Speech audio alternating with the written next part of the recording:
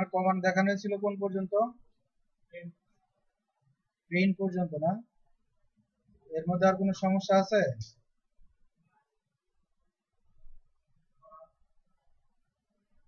Keyboard যে practice করেন এটা দেখে দেখে লেখা লাগে, কিবোর্ডে দেখা লাগে? হ্যাঁ, বুঝি না। মানে কিবোর্ড দেখে দেখে লেখেন? স্পিড বাড়বে, যত প্র্যাকটিস করবেন তত স্পিড বাড়বে। আচ্ছা দেখেন, গত ক্লাসে আমরা ফাইল মেনুর প্রিন্ট সম্পর্কে দেখছি, তাই না? প্রিন্ট পর্যন্ত।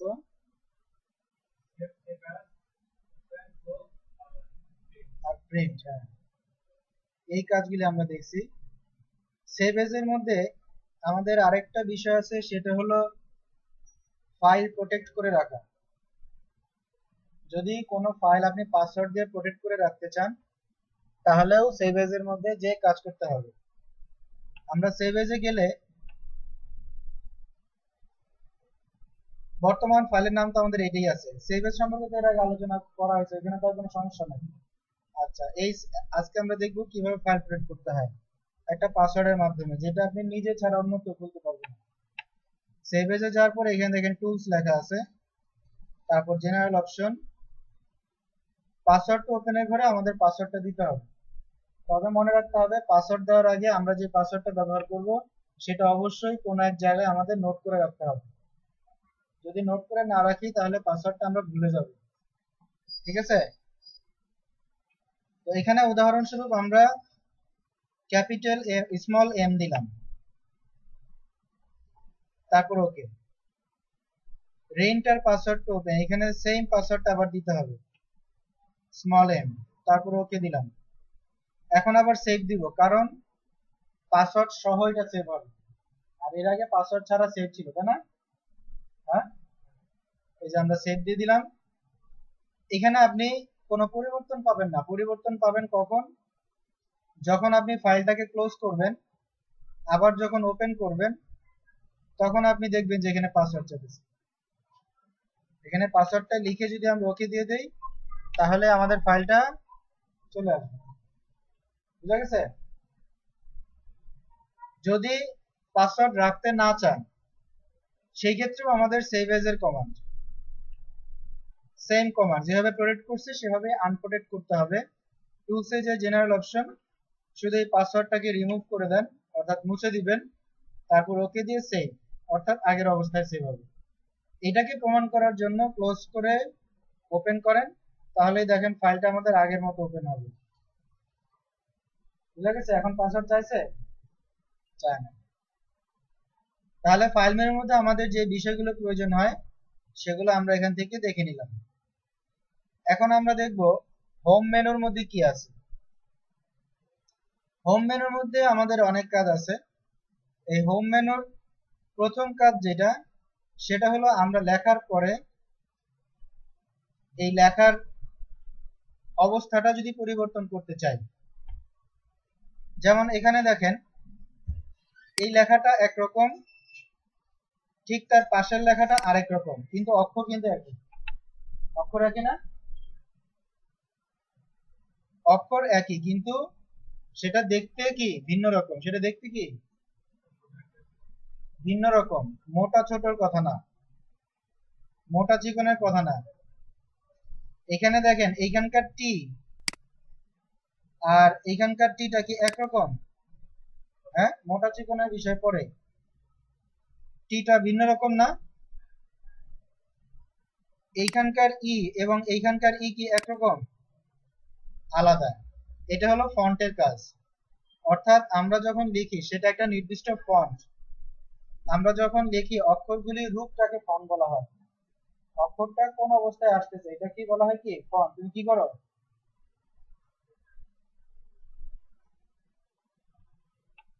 আমরা যখন লিখি যে অক্ষরগুলি আসে একটা নির্দিষ্ট অবস্থা নিয়ে, নির্দিষ্ট রূপ নিয়ে, সেটাকে বলা হয় কি font.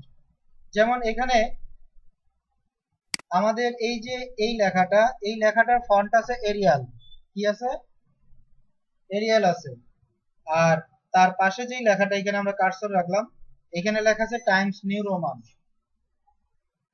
Arial Times New Roman, এগুলো হলো কি ফন্টের নাম। এগুলো কিসের নাম? ফন্টের নাম। যেমন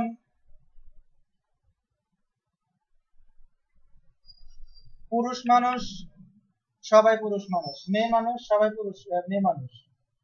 চেহারা পরিবর্তন আছে না? চেহারা অনুসারে নামের পরিবর্তন আছে না? হ্যাঁ, একই নাম হইতে পারে কিন্তু তার চেয়ে কি রূপ আলাদা, চেহারা আলাদা। এটাই হলো ফন্ট। এটা কি ফন্ট। এখন আমাদের যেটা টাইমস নিউ রোমানে আছে, এটাকে যদি আমরা এরিয়ালে নিয়ে আসতে চাই, এরিয়ালে আছে, এটাকে যদি আমরা টাইমস নিউ রোমানে নিয়ে আসতে চাই তাহলে কিভাবে করব দেখেন। এই হোমে যে এই যে আমাদের এখানে লেখা আছে ফন্ট, এটার এই আইকনে ক্লিক করব। আইকনে ক্লিক না করেও আমরা এখান থেকে কাজ করতে পারবো। এই যে এখানেও আছে আমাদের সহজে কাজ যেগুলো করা যায়। এই যে এখানে এরিয়ালে ক্লিক করলে দেখবেন এখানে দেখেন এই যে কত ধরনের লেখার স্টাইল আসছে না? দেখেন সবগুলি লেখা কিন্তু একই, লেখা যা দেখাইতেছে সবগুলি লেখা কিন্তু একই, কিন্তু কি তার রূপ আলাদা। যদি আমরা এখান থেকে কোনো ফন্ট নেম খুঁজতে সময় লাগে বা যদি আমরা খুঁজতে না চাই তাহলে আমরা সরাসরি এখানে লিখে দিব। সরাসরি এখানে কি লিখে দিব টাইমস নিউ রোমান লিখবেন, দেখবেন লেখার পরে আমাদের সামনে এটা চলে আসবে। এখন এন্টার দেন। এখন দেখেন এইটাও টাইমস নিউ রোমান আসছে, এইটাও টাইমস নিউ রোমান আসছে, কিন্তু তারপরেও এর ভিতরে একটু আলাদা। লেখার রূপ কিন্তু একই রকম হয়েছে, কিন্তু এর আরো কিছু পরিবর্তন আছে, ভিন্ন রকম আছে, তাই না? ভিন্নতা আছে। সেটা কি? যেমন এই লেখাটা, আগের লেখাটা একটু মোটা, তারপরে লেখাটা একটু চিকন। এই আগের লেখাটা বোল্ড করা আছে, অর্থাৎ মোটা করা আছে। কি করা আছে? বোল্ড করা আছে। দেখুন এখানে আমরা যখন সিলেক্ট করতেছি বা ক্লিক করতেছি তখন এই যে এখানে বোল্ড লেখাটা গাঢ় হয়ে আছে, আর তার পাশের লেখায় যখন ক্লিক করতেছি তখন এখানে বোল্ড লেখা কি গাঢ় আছে? বি লেখাটা কি গাঢ় আছে? নাই। তাহলে এটাকে আমরা এভাবে সিলেক্ট করে বির মধ্যে যদি ক্লিক করি তাহলে বোল্ড চলে যাবে। তারপরেও কিছুটা পার্থক্য আছে। সেটা কি? এটা একটু বাঁকা। এটাকে বলা হয় কি ইটালিক ফন্ট। ইটালিক কি বলা হয়? ইটালিক, অর্থাৎ বাঁকা করা। এখন দেখেন এইখানে এই যে আইটা গাঢ় আছে, এই আইটাকে আপনি ডিসেবল করে দেন, দেখেন লেখা সব একরকম হয়ে গেছে। বুঝা গেছে না? বুঝেন নাই? আচ্ছা, fine।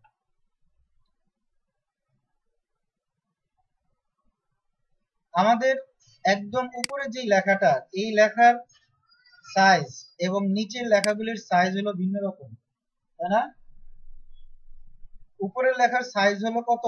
16, আর নিচের লেখার সাইজ হলো 16, এর দুইটাই 16, কিন্তু এটা ছোট বড় কেন দেখা যাচ্ছে? কারণ এখানে কালার করা আছে এবং এটার ফন্টও আলাদা, কিন্তু সাইজ একই রকম। দেখেন এটাও 16 নম্বরে আছে, এটাও 16 নম্বরে আছে। এখন আমরা যদি নিচের এটাও দেখেন 16 নম্বরে আছে। এখন নিচের উপরের এই লেখাটাকে, নামটাকে যদি আমরা একটু বড় করতে চাই, সাইজে বড় করতে চাই, তখন আমাদের কি করতে হবে? লেখাটাকে সিলেক্ট করে এই যে এখানে আমাদের নাম্বার লিখে দিতে হবে, কত নাম্বার আমরা রাখতে চাই। ইংলিশ সাধারণত 14 তে থাকে।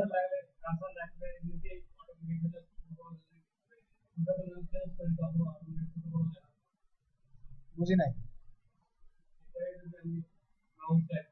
হ্যাঁ হ্যাঁ, এই যে আসবে, পাশেরটাতে ক্লিক করলেই আসবে। হ্যাঁ, লেখা ছোট বড় করে দেখাবে। এটা সব উইন্ডোজ এর ক্ষেত্রে না, এটা শুধুমাত্র অফিস 2010 এর ক্ষেত্রে, অন্য কোনো অফিস সফটওয়্যারের ক্ষেত্রে এটা হবে না। ঠিক আছে? কিন্তু এইখানে দেখেন আমাদের কিছু সাইজ আছে যেগুলি আমাদের এই ডকুমেন্ট তৈরি করার জন্য মনে করেন প্রয়োজন নাই। এখন আমাদের এখানে 15 সাইজ দরকার। 15 কি আছে এখানে? হ্যাঁ, 14 আছে, 16 আছে। সেই ক্ষেত্রে আমাদের এখানে লিখে দিতে হবে 15 লিখে, অথবা 21 লিখে যদি আপনি এন্টার দিয়ে দেন তাহলে লেখার সাইজটা বড় হয়ে যাবে। লিখে এন্টার দিতে হবে। বুঝা গেছে না? বুঝেন নাই? আচ্ছা, এখন দেখেন এই যে আমাদের লেখার মধ্যে বিভিন্ন রং আছে, এগুলোকে বলা হয় ফন্ট কালার। আপনি ডকুমেন্টের ভিতরে যদি কোনো লেখাকে এরকম কালার করতে চান, তাহলে সিলেক্ট করে এই যে এখানে আপনি ফন্ট কালার পাবেন। এই যে এখানে অনেক কালার আছে, এখানে যে কালার সিলেক্ট করবেন সেই কালারটা আপনার সামনে চলে আসবে। এছাড়া যদি আরো কিছু কালার চান, আপনি চাচ্ছেন একটু লাইট করতে হবে, একটু ডিপ করতে, তাহলে আমাদের যেতে হবে মোর কালারে। মোর কালার এখানে কিছু লাইট ডিপ করে দেওয়া আছে। তারপর আপনি দেখতেছেন যে লাইট ডিপ আপনার পছন্দ হইতেছে না, আর একটু ডিপ দরকার অথবা আর একটু লাইট দরকার, সেই ক্ষেত্রে কাস্টমে যাবেন। কোথায়? কাস্টমে যে এখান থেকে আপনি কালার যে কোনো একটা কালার সিলেক্ট করেন। সিলেক্ট করে এই যে এখানে আমাদের কালার বার আছে, এখানে একটা আইকন আছে, এটাকে আপনি ক্লিক করে উপর দিকে টান দেন, দেখেন এই যে এখানে নিউ কালার দেখাচ্ছে। আপনার অ্যারো হেডটা কোন জায়গাতে আছে সেই কালারটাই আপনার এখানে দেখাইতেছে। এরপর ওকে দেন, সেই কালারটা চলে আসবে। বুঝা গেছে? যদি আমরা লেখার পিছনে আমরা কালার দিতে চাই, লেখার পিছনে আমাদের একটা কালার হবে। লেখার পিছনে, এখানে লেখার পিছনে কোনো কালার আছে? নাই। সেই ক্ষেত্রে আমাদের কি করতে হবে, যে এখানে এটাকে সিলেক্ট করতে হবে টেক্সট হাইলাইট কালার। আমরা পরীক্ষার খাতায় সাধারণত হাইলাইট পেন, যেগুলো একটা আছে মার্কার পেন আর একটা আছে হাইলাইট পেন, দুটো কিন্তু ভিন্ন রকম। আর একটা আছে সাইন পেন, তিনটা কাজ তিন রকম। ঠিক আছে? এখানে আমরা হাইলাইট কালার যদি করতে চাই, তাহলে এটা সিলেক্ট করবেন, এখান থেকে কোন কালারটা আপনি দিতে যাচ্ছেন। মনে করেন এখান থেকে ইয়েলো কালারটা আপনি ব্যবহার করতে যাচ্ছেন, তাহলে এখানে ক্লিক করে টান দেন, যতটুকুর মধ্যে আপনি কালার দিতে চান ঠিক ওইটুকুর পিছনেই কালার চলে আসবে। ঠিক আছে? আবার যেটুকু দরকার সেইটুকুর মধ্যে ক্লিক করে টান দেন, কালার হবে। কালার চেঞ্জ করে দেখেন।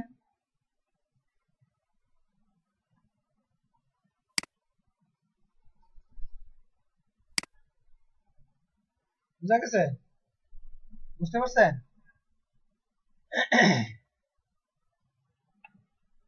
আচ্ছা, আমাদের কাজ করতে গেলে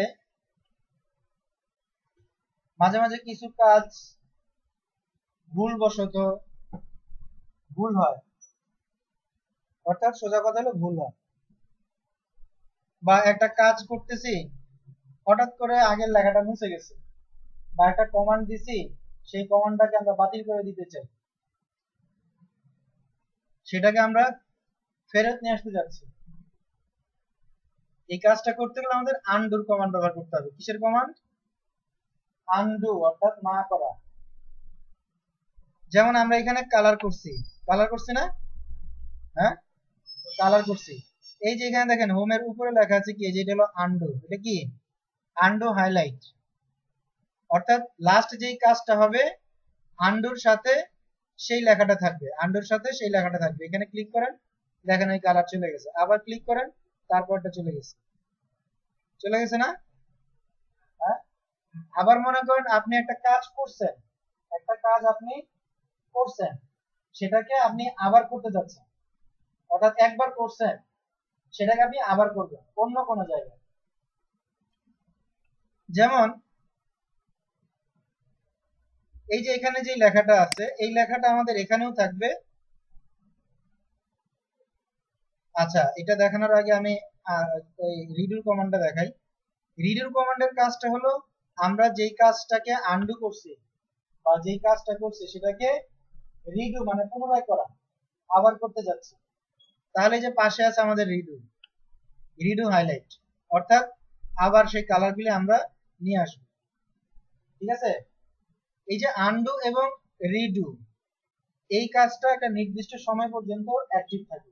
এই কমান্ড একটা নির্দিষ্ট সময় পর্যন্ত অ্যাক্টিভ থাকে।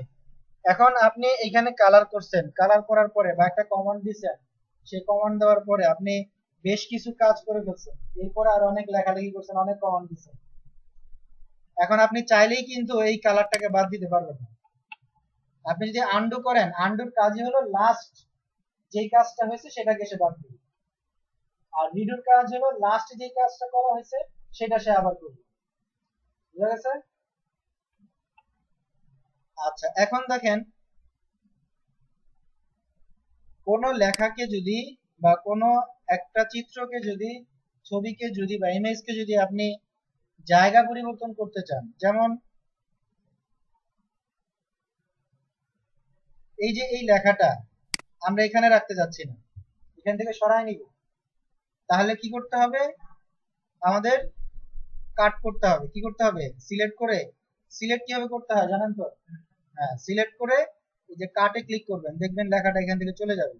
এখন যেখানে দরকার, মনে করেন শুরুতে দরকার, এখানে কার্সরটা রেখে এই যে পেস্ট আছে, পেস্টে ক্লিক করেন, দেখেন এখানে চলে আসছে। ঠিক আছে, বুঝতে পারছেন? এখন এটা আপনি নিয়ে আসলেন, মনে করেন আরেক জায়গায় আপনার দরকার, এই লেখাটাই আরেক জায়গায় আপনার কি দরকার, তাহলে আপনি কি করবেন, যেখানে দরকার সেখানে কার্সর রেখে আবার এই যে রিডু কি করবেন, রিপিট পেস্ট, এই যে আবার চলে আসছে, পেস্টে ক্লিক করলেও আসবে। হ্যাঁ,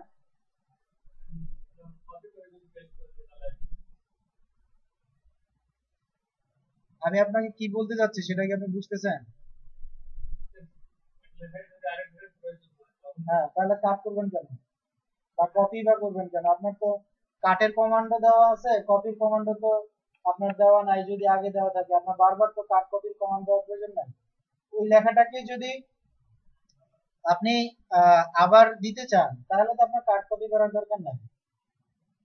ওই মুহূর্তে যদি আপনার প্রয়োজন হয় যে আপনি এক জায়গায় দিচ্ছেন আবার আরেক জায়গায় লাগবে, তখন আপনি পেস্ট অথবা রিডু করলেই হবে। আর যদি মনে করেন আপনি এক জায়গায় কাট করে নিয়ে এটাকে মুভ করাইছেন, কিন্তু দেখা যাচ্ছে যে আপনার আগে যেখানে দরকার সেখানেও, মানে যেখানে ছিল সেখানেও দরকার, কিন্তু আপনি এর মধ্যে অনেক কাজ করে ফেলছেন, তখন কিন্তু আপনি আবার পেস্ট করতে পারবেন না, বা রিপিট করতে পারবেন না, বা রিডু করতে পারবেন না, তখন আবার কপি করে আপনাকে নিয়ে আসতে হবে। কথা বুঝছেন? একটা বিষয়কে আরেকটা বিষয়ের সাথে পেস্ট লাগাই দেন না, তাহলে কিন্তু জটিল হয়ে যাবে। আচ্ছা, তাহলে এটা ক্লিয়ার? ঠিক একই রকম ক্ষেত্রে কপির কাজ, যেভাবে আমরা কাট করলাম, এই সিলেক্ট করে কপি করার পরে পেস্ট করলে ঠিক একই কাজ হবে, অর্থাৎ বর্তমানে যেখানে আছে সেখানেও থাকবে এবং অন্য এক জায়গাতে যেখানে প্রয়োজন সেখানেও আমরা দিতে পারবো কপির মাধ্যমে। বুঝা গেছে?